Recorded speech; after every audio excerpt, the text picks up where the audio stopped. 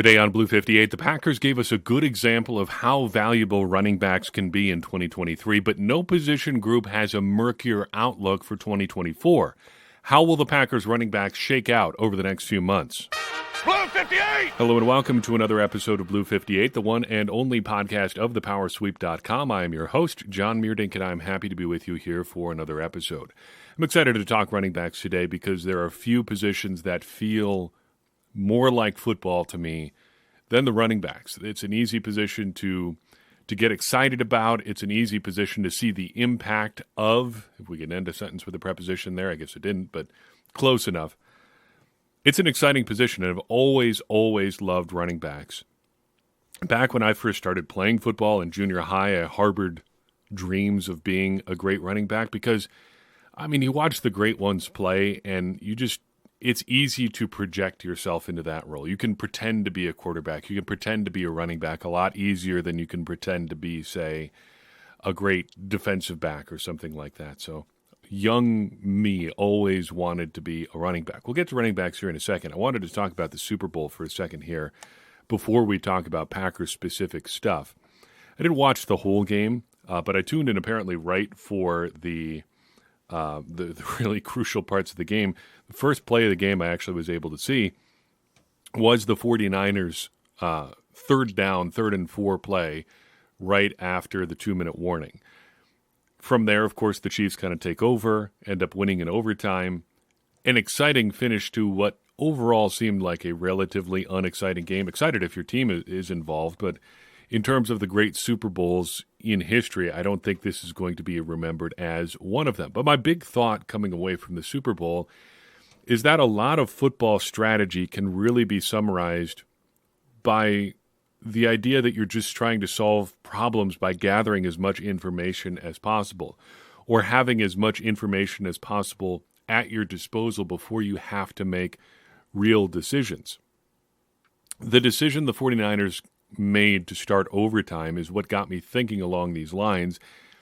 And now I've kind of been fascinated by this for almost 2 days now, to the point that I'm starting to wonder if every single thing in football isn't just an information problem.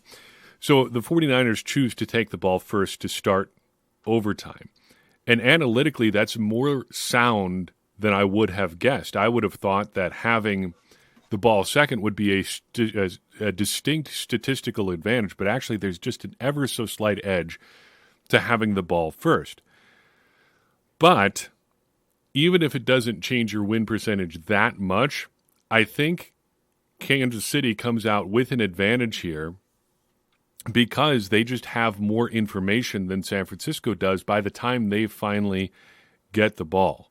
Because when Kansas City takes over, they know exactly what they have to do and can play differently as a result. And we see a very practical example of how this works on the 49ers' first drive in overtime. They get down into San Francisco territory, and they end up facing a 4th and I believe it's 4 in Kansas City territory.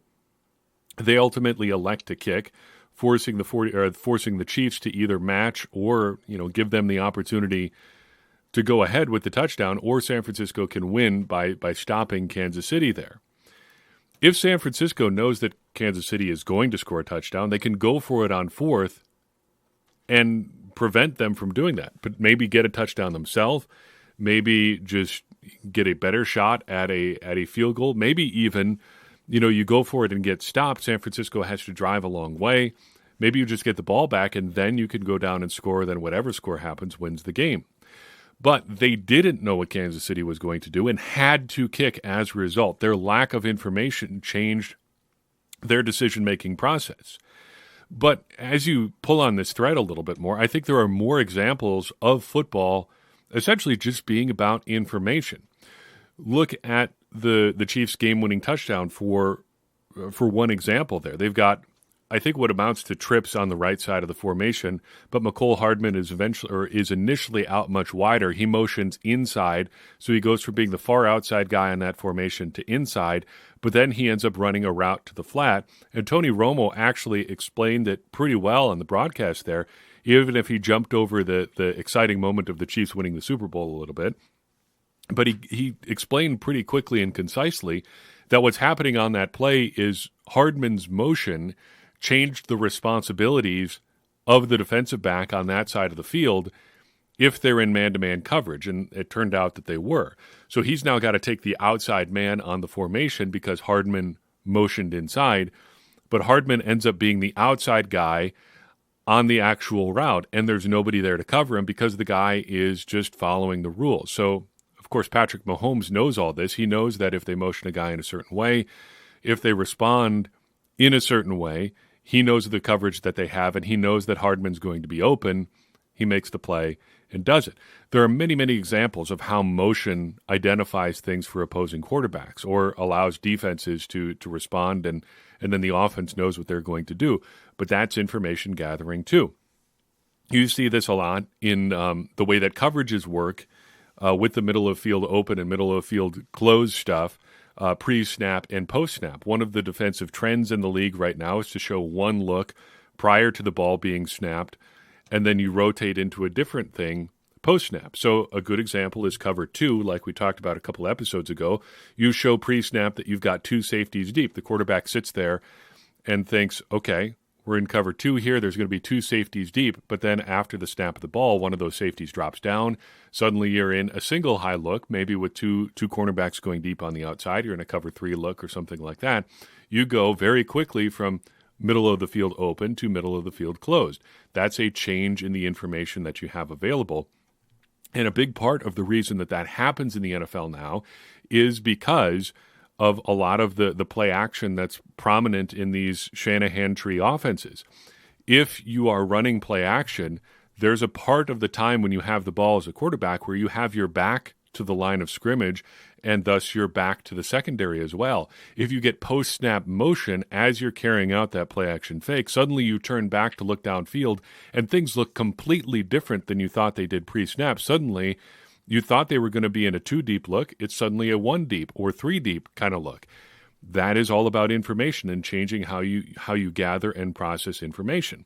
Look at the draft. Having more draft picks lets you offset your lack of information on these prospects. We've cited again and again this economic study about how general managers and front offices essentially have about a 50-50 hit rate in determining whether one guy that they pick at a given position is going to be better than the next guy off the board at that same position.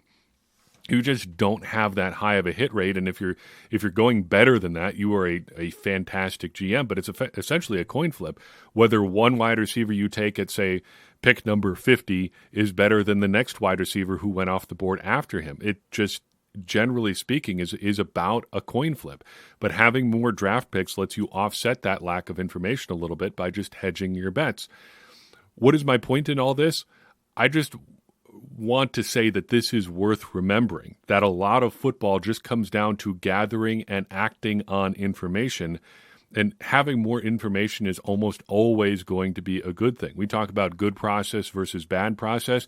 Gathering information and being able to put it into play is good process in action. That's not to say it's always going to work out. Sometimes you get unlucky. Sometimes you have all the right information and you throw a bad pass, or your wide receiver trips on his route, or the ball just slips out of your hand or something like that. Or, you draft a guy given, using all the information you have, you trade back to accumulate more picks, and he just doesn't work out for whatever reason. Maybe he gets injured. Maybe he just isn't, he's on the wrong side of that 50-50 split. The point is that gathering information appropriately and acting on it correctly is going to pay off more often than not. And I think in the Super Bowl, we saw some examples of how information gathering can really pay off for you. Now let's talk about a little information on running backs. The Packers running back group is, I think, an oddly tough one to talk about. There are hard numbers that you can point to that show what they did. There are overall analytic trends that show that maybe this year was an outlier in terms of the impact the Packers running backs had. And then there's a bunch of soft skills sort of things that show that even if these guys, didn't perform on the field start to finish in the season, there's a lot of value to having certain players on your team. Like I said up top, I love running backs. I love thinking about running backs, and I am fascinated by them, even in our current analytics-driven environment that shows that maybe they are not as valuable as they once were. even if you are, like me, pretty optimistic about the value of a running back, I think we can all agree that the value of a running back now is different than it was, say, 30 years ago. The game is just changed. There's just so much different stuff going on in the league in 2024 than there was in 1994. A guy who was your lead back in 1994 might get 350, 400 carries 3, 4, 5 years in a row, and that could still be valuable because of how the meta game of the league was set up. Now, if you're running a guy 400 times in the season, it's probably his last season with your team, or at the very least his last year as an effective running back. Guys are wearing down so much more quickly, and we understand the difference between a guy who's an elite running back and a guy who's nearly an elite running back is maybe not all that much. That's not to say that having an elite one isn't a good thing for your football team, but you can probably get by with a guy who's almost elite and still be almost as good without hurting your overall offense all that much. But I think this year shows how valuable running backs still can be. Just tell me that Aaron Jones didn't make a huge difference to this team. That when he was on the field and healthy, the Packers weren't a markedly different team than when he was off the field or just not as healthy. This is the ultimate counter evidence to the running backs don't matter sort of data trend. You had an aging running back in Green Bay making a huge difference, especially on the ground. I don't think you could really argue that 5 straight 100-yard games for Aaron Jones didn't help the Packers, even if the overall opinion on running backs is that generally when they're producing, it's because you're winning, it's not driving you to win. That just didn't seem to be the case with how Aaron Jones was producing in 2023. Looking at this running back group broadly, I kind of have weird feelings about the room because in aggregate, I do feel good about this position, but I also have big questions about almost everyone specifically in 2023 and going forward into 2024. But as far as 2023 goes, we can leave 2024 aside here for a second. I think this position group was exactly what they needed when the Packers needed it the most. Getting specific now on the individual players, talk about the guys who we qualify as cameo players, guys that played fewer than 100 snaps. We've got 3 of them on this year's team. James Robinson with 4 snaps, Kenyon Drake with 5 snaps, and Emmanuel Wilson with 36 snaps. Setting aside Robinson and Drake, who are mainly practice squad players this year, 9 snaps between them. What are you going to do analytics-wise or analysis-wise on 9 snaps? If they were good, they would have played more. Just put it that way. Wilson, I think, would have broken our 100-snap threshold, but for his dislocated shoulder. I think that he is going to get another crack at making the roster in 2024, a realistic shot there of making the roster, but I do think the Packers are probably going to give him some fairly stiff competition, so probably some uphill sledding for Wilson heading into next season.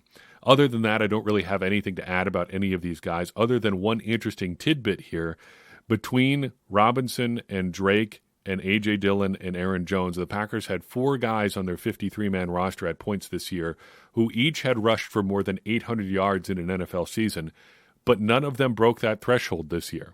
That's a lot of running back productivity on your roster that just, for a variety of different reasons, whether it's age or injuries or different opportunities or whatever, just didn't come through in the counting stats the way that we've seen it before. Now, adding an asterisk to my own thing there, counting playoffs, Aaron Jones did break 800 yards, but we don't count playoff stats because you want everybody on a level playing field, so we just put those down under his postseason stats. So still, he did break it if you count all of the games that he played, but not everybody has the same amount of games, so we don't look at it that way. In terms of the guys who did break 100 snaps, we'll start with Patrick Taylor. He played 226 snaps on offense, 109 snaps on special teams this year, primarily on kickoff return. I think 61 of his 109 snaps came on kickoff return. He was also active on the punt and punt return teams. Box score stats-wise, 32 carries, 141 yards, 11 catches, 49 yards, career highs across the board. Put up 3 explosive plays for the Packers in 2023. All came in weeks 13 and 14. Week 13, a win over the Chiefs. Week 14, the loss to the Giants. I only made one prediction as far as Taylor goes this year. I thought he would make the initial 53-man roster as their 3rd running back. He did, minor asterisk there. The Packers surprisingly carried 4 running backs on their initial 53-man roster. Emmanuel Wilson made it as well, but Taylor got first crack there, so he was their 3rd running back. A tough season for Taylor overall. Not because of anything he did. He just got caught up in the gears of roster machinations and stuff like that. As you know by now, you can get promoted and demoted from the practice squad a whole bunch of times. The Packers maxed out their practice squad elevations for him, signed him for a game, then cut him. He did not return to the practice squad initially. He went to New England, then came back to Green Bay after they got hit hard by a whole bunch of injuries. Now, presumably, he's going to be gone again for right now. But as far as what he did on the field, I think a pro's pro. He did everything that was asked of him and then some. And the Packers also showed you what they thought of him. He was taking a lot of 3rd down and 2 minutes and red zone snaps from A.J. Dillon. When the Packers needed somebody they knew was going to be a plus player on the field, or at least not a negative, they turned to Patrick Taylor and not A.J. Dillon when Aaron Jones was banged up. So did Taylor meet expectations in 2023? I would have to say yes. Expectations were low, but he met them and then some. He doesn't quite hit the fun 3rd running back level for me. He's not that interesting as a player, but he's a workhorse. He does exactly what he's asked, and he adds some value on special teams there too. There's a lot to like about Patrick Taylor. His 2024 outlook probably not all that good, though, because the Packers are surely looking to upgrade their running back depth chart. A lot of question marks as far as their running back group goes right now. Where does he fall in that conversation? If you're making the case, you've got Aaron Jones probably coming back. It seems fairly likely at this point. You've got Emmanuel Wilson, who does a lot of the things that Taylor does and is probably a better offensive player than Taylor does. He doesn't add the same value on special teams, but he does, I think, bring more to the table on offense than Taylor does. Then you're probably looking at a draft pick in there at some point, and then further undrafted free agents who are younger, potentially more athletic, potentially more versatile than Taylor. It's hard to see a future where he's really a big part of the Packers running back conversation in 2024. But we wrote him off once already, and he came back to somewhat save the day down the stretch in 2023. He could be back. It wouldn't be that surprising. Next up is Aaron Jones, who only played 128 snaps more than Patrick Taylor, 354 snaps for Aaron Jones in 2023. Pretty, by his standards, lackluster stats this past year. 142 carries, lowest since 2018. 656 yards, lowest since 2017. 3 total touchdowns, lowest ever. Advanced numbers-wise, we'll only focus on his explosive plays, but he had 11. His lowest since 2017, also had 11 that year. I predicted he would break 1,000 yards again this year. He did not, but a bit of an asterisk there because if you took his 2023 pace and prorated it over a 17-game season, he just breaks 1,000 yards. So he was on pace and probably would have been a lot closer had he not been snap restricted for most of the season.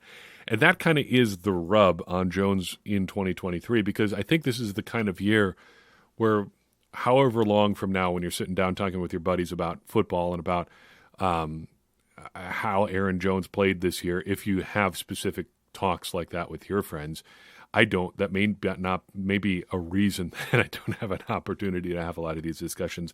Just sitting there in 2032 and being like, hey, you remember Aaron Jones' 2023 season? He was probably better than people remember, even if his stats don't look all that good. And then my friends get up and walk out of the room. But that point notwithstanding, you are probably going to have to adjust your memory on his 2023 season a little bit when you see the box score pop up a couple of years from now. The fact is he just wasn't healthy for most of the season, which is both a point in his favor and a bit of a knock on Aaron Jones. He has never been the healthiest running back in the world. He's a small guy, so he gets dinged up a little bit from time to time, and we saw that a lot in 2023. But he also finished this year spectacularly. 5 straight 100-yard games. I couldn't find another instance of that in Packers history. There may be another one out there from somebody that I just don't know about, but if there is, there aren't a lot of them. But just a great, great finish to the season when the Packers really needed a boost there down the stretch. It's easy to get caught up, I think, in the emotion of the playoffs. I certainly did quite a bit there. But after the way that the Packers finished, making the playoffs, beating the Cowboys there, it was an uncertain thing there with 3 games to go in the regular season. The Packers needed a lot of help, and here comes Aaron Jones ready to go and really just opens it up and leaves everything out there. He finished really, really strong, especially after a knee injury against the Chargers.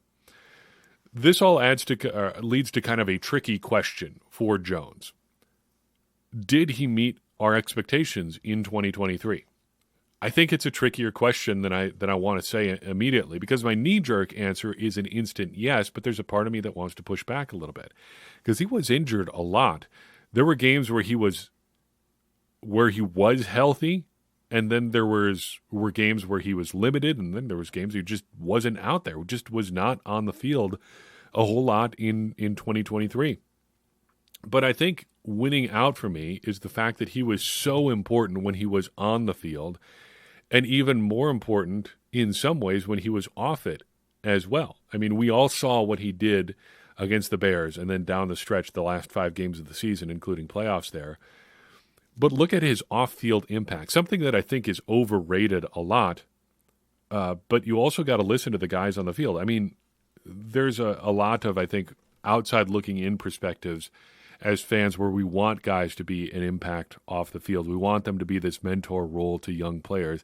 And I think that happens a lot less than we'd like it to as fans, because there just aren't that many close relationships that are like what Aaron Jones seems to have with his Packers teammates. So it's a business for a lot of guys. And even if they are close friends, there aren't a lot of guys that are around as long as Jones is, who can have that kind of impact, who are that kind of person where they're going to make that sort of meaningful long-term impact off the field. But if you listen to the Packers players, everybody has good things to say about Aaron Jones. Jordan Love, Romeo Doubs, Jaden Reed, all of the young guys on this Packers team look up to Aaron Jones as a leader figure, and that matters. That does matter. It may not be quantifiable. It may just be a soft skill sort of thing. It may be kind of woo-woo, like the value, the intangible value of leadership and stuff like that. All that is true. It is an intangible, but it comes up again and again and again and again with Aaron Jones. People talking about how much he means to them and what he does leadership-wise on the field. So even if running backs don't matter, teammates do. And Aaron Jones seems, by all accounts, to be a phenomenal teammate. Looking ahead to 2024, I think Jones' outlook is a lot less murky than it was, say, 4 months ago at this point. Aaron Jones gets banged up against the Chargers, and we're talking about it being the end of his time with the Packers. It looked really bad when he got hurt, by the way, so I think any reactions in the moment were completely justified. But Brian Gutekunst sure seems to want him back, and if we're making bets, I'd be a lot more willing to bet on him coming back than the alternative. So feels like 2024 is another shot for Aaron Jones. In terms of where he fits in Packers history at this point, it's probably pretty set. There's really no chance. Well, there's a very slight chance, but not a very good chance that he catches Jim Taylor and then Amon Green for the top 2 spots in rushing in Packers history. He's probably set at third place. He would need a couple more really, really good seasons to catch Jim Taylor and Amon Green. But you never know with Aaron Jones at this point. Still, I think he's going to go down as one of the great running backs in Packers history, and I think everybody is seeing why here at the end of 2023. Whatever he does in 2024 might just be gravy at this point. Finally, A.J. Dillon, 494 snaps on offense, 24 on special teams. All 24 of his special team snaps came on kick returns. And, of course, as we wrap that up with Dillon there, we note that no Packers running back broke 500 snaps on offense in the regular season. That's just where this position group was in 2023. Box score stats, again, a lot of career lows here for Dillon. 178 carries, 613 yards, 2 touchdowns, lowest since 2020 in all those categories when he was basically redshirted as a rookie. So 2020 hardly counts for him. 22 catches, 223 yards, no touchdowns. That is the lowest, second lowest, and lowest figures of his career. He played in 15 games this year. It's really closer to 13 games in all honesty, because there were 2 where he only played 12 snaps after he broke his thumb there late in the season. He was inactive for both postseason games. Incidentally, that's one of the reasons that I don't like to count postseason games in stats. Just the decisions you make with your roster are a little bit different in the postseason, and I think Dillon might have been active if those had been regular season games, but since you're just trying to maximize your roster as much as possible, they just couldn't have him be out there. Ended up with 10 explosive plays this year. That was 5th on the team. He did have 7 in the weeks from week 7 to week 12, so that's 6 straight games, not too shabby. Prediction-wise, we did pretty good on A.J. Dillon this year. Predicted that he'd be under 850 yards. That turned out to be correct. Predicted he would decrease his drop total. That, if you don't recall, was a big issue for him last year. He had 5 last year, according to Pro Football Focus. That dropped to just 1 this year, so he did improve there. We were incorrect on his touchdown total. Predicted he'd have 5 or more rushing touchdowns. Did not get to that number this year. As I think about his overall 2023, I think it's hard to separate my feelings about what he did for 2023 with basically just how I feel about his career as a whole. And I actually think that's fine because 2023 was very clearly set up to be kind of a referendum on his career to this point. And he got every opportunity to change the narrative on his career because Aaron Jones was out a bunch, and that was the opportunity for Dillon to take over, and he just didn't. And I never have really felt like we've gotten the as advertised A.J. Dillon experience. He was supposed to be this big, powerful back who had these incredible testing numbers, who was going to show his athleticism despite being well over 230 pounds. It just has never been there. And even during this year's run that we mentioned where he had all those explosive plays, it still worked out to just 266 yards on 70 carries. Not incredible numbers. No touchdowns in that span either. 15 catches for 139 yards in that span too. There were really just a few big plays. He just did not deliver on the huge opportunity he had with Aaron Jones out this year and really has never been a reliable threat ever. Kind of a microcosm this year. Look at this stat.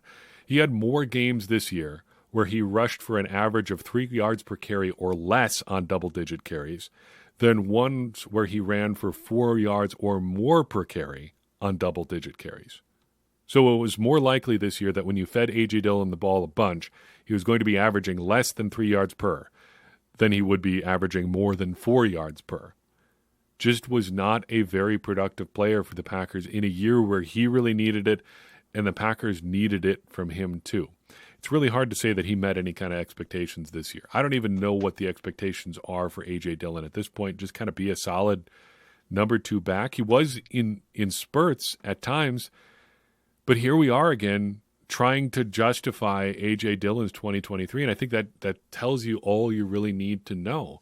That you have to sit here and really parse the stats to be like, well, in these games he was pretty good. In these games maybe the offensive line wasn't what it could have been. In these games he was just a little bit limited by whatever, a broken thumb, a hurt ankle, something like that.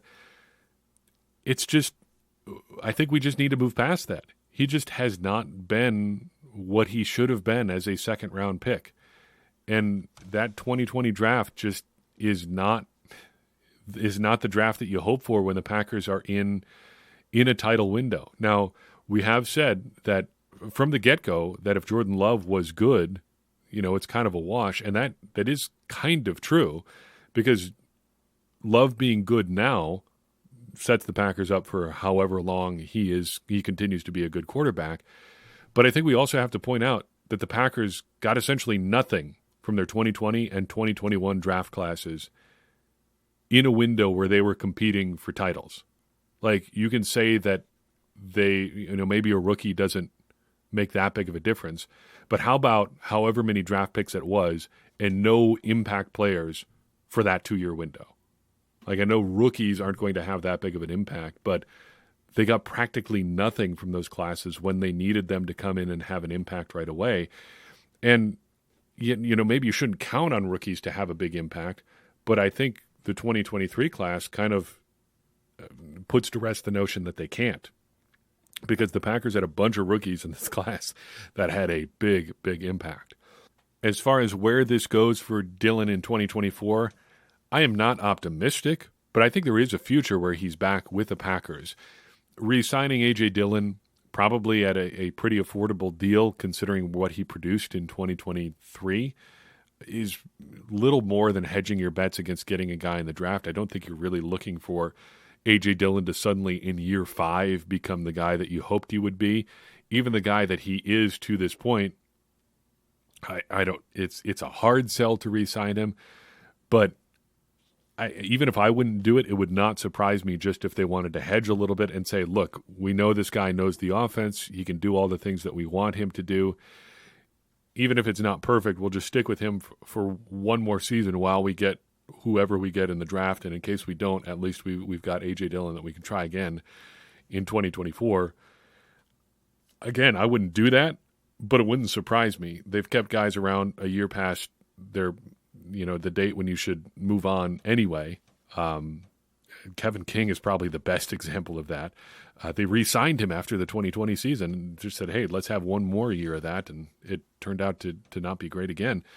But even if Dillon isn't the disappointing pick that Kevin King was, I think there's a lot of parallels there, and you're probably just talking yourself into it and hedging your bets a little bit if you decide to bring him back. So overall, I think a good 2023 for these running backs. Even if 2024 is not a sure thing for any of these guys, varying degrees of it, I think you can still look back on their 2023 season as a good effort overall and really one that demonstrates the value of having a good running back. So I've got for you in this episode of Blue 58. I appreciate you tuning in. I'd appreciate it even more if you'd take a second and share this episode with someone you think would enjoy it. It's going to help more people find the show and get more people involved in this conversation you and I are having about the Green Bay Packers, which in turn is going to help all of us, me included, become smarter Packers fans. And as I always say, smarter Packers fans are better Packers fans, and better Packers fans are what we all want to be. I'm your host, John Meerdink. We'll see you next time on Blue 58.